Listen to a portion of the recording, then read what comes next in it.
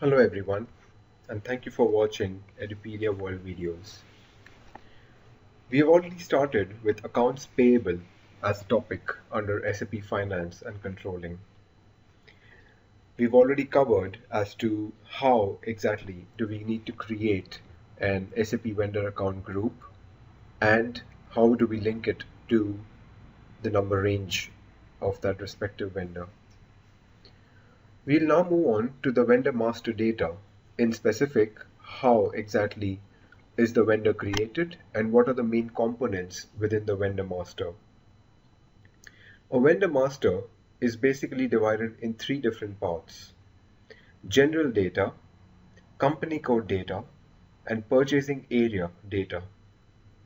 General data will cover details like a vendor's name, address, language, communication details like email, telephone number, VAT numbers, and payment transactions, something like the bank account details, etc. On the other hand, we also have company code data, which is specific to every individual company code. For example, there can be a general data of a vendor, let's say vendor number 1000. But on the other hand, it can be that this same vendor number 1000 is available in three different company codes. Hence, this one vendor will have just one general data covering all the basic details, but it will have three different company code data available. Which is why whenever you want to see the company code data of a vendor master, it is mandatory that you enter the company code number. And lastly, we have the purchasing area data. Again, one single vendor can have multiple purchasing organizations where it is created. So you need to always enter the purchasing organization if you want to see the purchasing area data of the vendor. This is the basic address type where you will start creating the vendor. You will give it a name. You will also decide on whether you need any search terms for this vendor or not. And you will give the address details like the street number, the house number, the postal code, city, country, etc. The other details may or may not be mandatory, and it depends on the organization how much important is this data for them. Some organizations have one telephone number as mandatory, whereas some don't have this mandatory at all. The next tab within the vendor master is the control tab. The control tab gives you details like the customer number if there is any clearing needed between a customer and a vendor, then you can enter the customer number over here directly. On the other hand, if there is such a case, then also in the customer master, you will have to enter a vendor number. Only then this clearing is possible. Next, you will have fields like tax number or VAT registration number. VAT registration number is very important, especially in US and the European nations.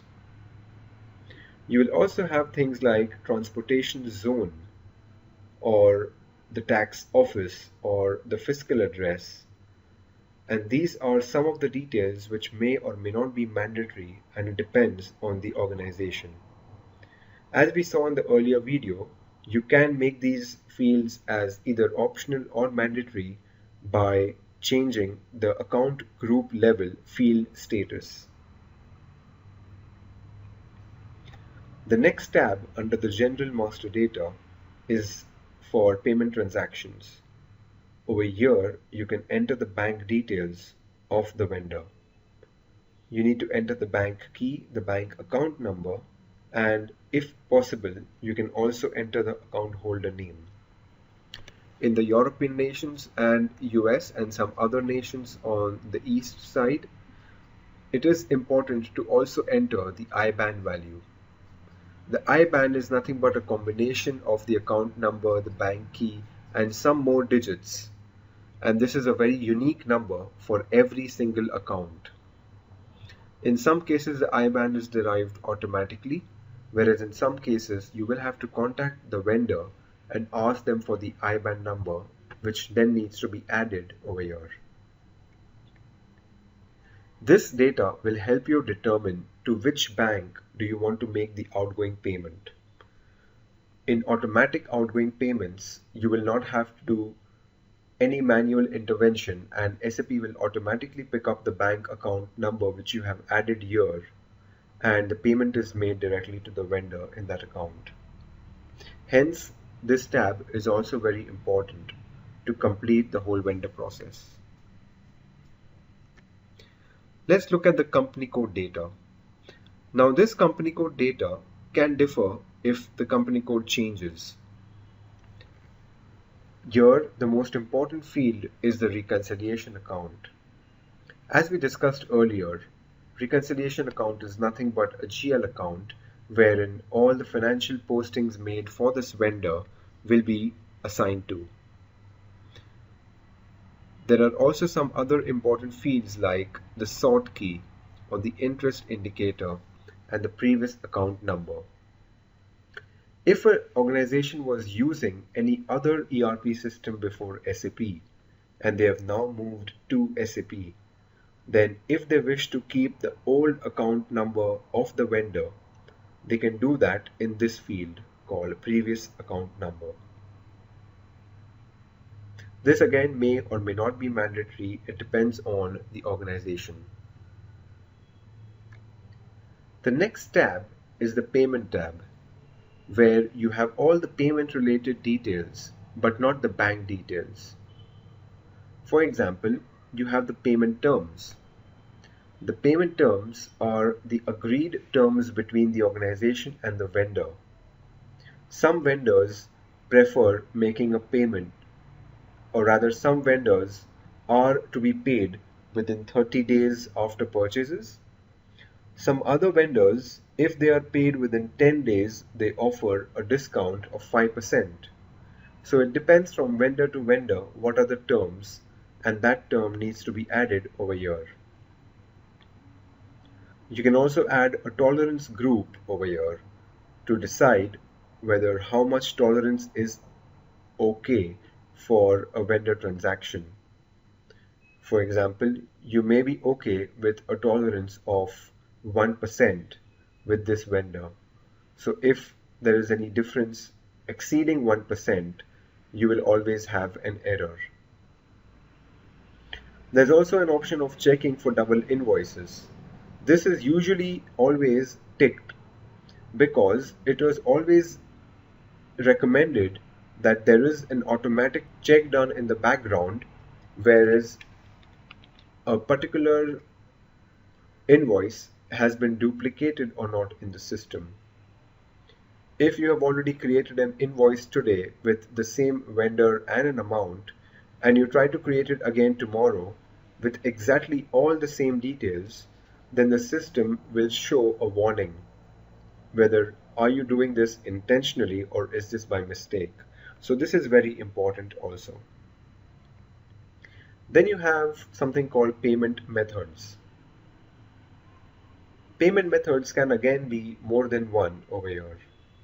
You can be paying this particular vendor by an international check, or you may be doing a bank transfer, or you may have a SEPA agreement between you and the vendor. In a SEPA agreement, the vendor is authorized to take any payment from your account directly. There is also an option of payment block over here. You can enter a payment block for a vendor if you do not want any automatic payments to be sent to the vendor. You always want to have a check before anything is paid to the vendor. In that case, you can have a payment block. There are other fields as well. For example, you have the alternate payee, you have a payment advice by EDI, etc. Let's move on to the next slide. Here you will see under company code data, there is an option of correspondence. If you want any correspondence related data to be added for the vendor, you can do so over here. For example, you can add the accounting clerk's name and their telephone number, fax, etc. Lastly, we also have the withholding tax details. Withholding tax details are only for some countries and not for all. For example, withholding tax is applicable in India or Indonesia. In that case, this tab is used extensively, and you can mark over here which withholding tax type are you dealing with, and are you liable, and what is the withholding tax ID.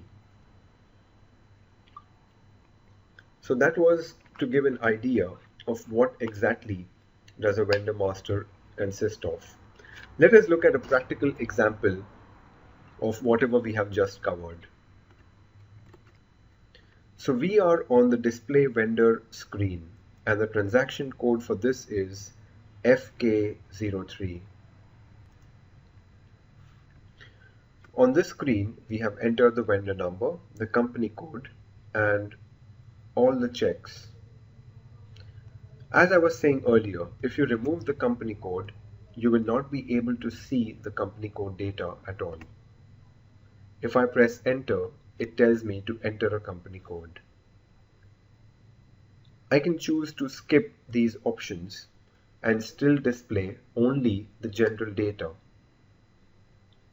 So as you see, we could now enter, but there is no possibility of us checking the company code data anymore. So I'll go one step back. I'll put the company code over here and now press enter. We will now be able to also view the company code data tabs. So we already saw the address tab with all the details like the address, the name, the communication details, etc.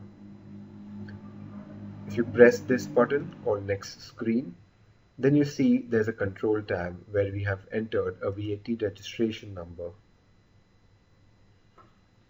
On the next screen, we can enter the bank details if they are available. If the bank details are not entered here, you may face a problem when you're making an automatic payment. The next tab takes you to the accounting information like the reconciliation account, the cash management group, etc.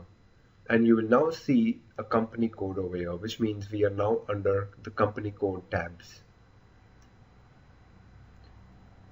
On the next screen, you'll find payment transactions data related to the payment methods, the payment terms. Again, if you're not aware of what value do you want to add, you can always click on the drop-down button and you will see the list of payment terms available in the system. Let's say we forgot to add this check over here for this vendor. So we will go in the change mode and click on this check and click on the save button, the orange button on the top. Once we do this, you will see at the bottom of the screen there is a status and it's called changes have been made, and you are out of the vendor master now. You can go back in by clicking on enter, and you can go to the next screens and see this over here that the change you have made is now saved. And that's about it. That's how you create a vendor and you display it. And if you want to make any changes, you can click on this button and make the changes and save it. Let's go back to the presentation. Let's discuss the special GL indicator. A special GL indicator is used only when you have to post to a different reconciliation account.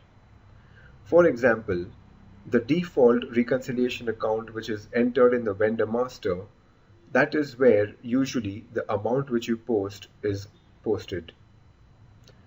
But if you use a special GL, for example, for a purpose like down payments, then it goes to a special GL account in the background. And hence your accounting entry changes to debiting the GL for down payments and crediting cash. There are different kind of special GL indicators. For example, cutbacks or down payments as we just saw, or prepaid fuel, etc. And they will have their own unique reconciliation accounts. The next topic is payment methods. As we saw in the vendor master, a payment method is nothing but a method which is used for payments to the vendor.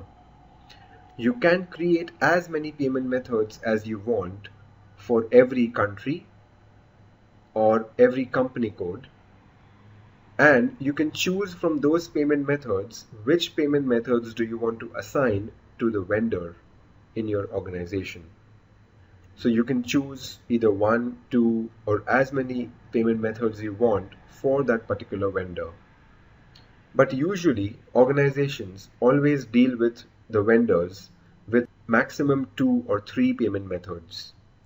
If you have a relationship with a vendor where you have always done bank transfers, then you usually stick to such a method for a long time. Payment terms. This is also something we briefly just now discussed. Payment terms specify the calculation of the period between the transaction date and the payment due date. For example, the posting date of a particular invoice was today, and then you can add a payment term in the vendor master which will automatically make sure that the particular document, the invoice which you have posted, is due in those many days. If you have entered ZK07 in the vendor master, then that means that those particular invoices for the vendor are all due within 7 days. Tax code. A tax code is also a very common field to be populated directly in the vendor invoice. In some cases, the tax code comes in automatically from the invoice if it is an automatic invoicing process. In other cases, you will have to manually select a tax code which is relevant for that particular transaction. For example, the tax code can be different for domestic vendors versus international vendors, or the tax code can be different for goods versus services. So the tax rate is different, hence the tax code will be different. The next one is document type. There can be different kind of document types in accounts payable, but the most important ones are highlighted over here. So it depends on what kind of business transaction are you posting in SAP, and on that basis the document type is described. For example, you may be posting an invoice directly in finance. So the document type will be KR. Whereas if you're posting an invoice from MM to FI automatically, then the document type will be RE. If you're making a payment to the vendor, then the document type will be KZ. These are some standard document types provided by SAP which we can use across the organizations. But in some cases, if the organizations do want a very unique document type for their business, then they can request so, and the consultants will create a new document type starting with X or Z only for that particular organization. Posting key is also a very important parameter when you are posting a particular document. If you are an accountant, you will understand what does it mean by debit and credit. This is exactly what a posting key does. A posting key is either a debit or a credit for a particular type of account that you're posting. For example, in this table below, you can see that these are posting keys only for vendors because it says V in the second column, and these are all debit posting keys, which means these are only used when the vendor account needs to be debited. For example, you will debit a vendor account when you are making a payment because the credit goes to the bank. On the right side, similarly, these are all the posting keys which are used for the vendors, and they're all credit. This means when you post an invoice, you will always credit your vendor, and that is shown over here. Posting keys and document types are two important parameters when you are creating a vendor invoice in the system. We will now end this video over here where we have covered an overview for accounts payable. In the next video, we will try to cover the basic concept, the process flow, and the transactions which are used in accounts payable. Thank you for watching Edupedia World videos.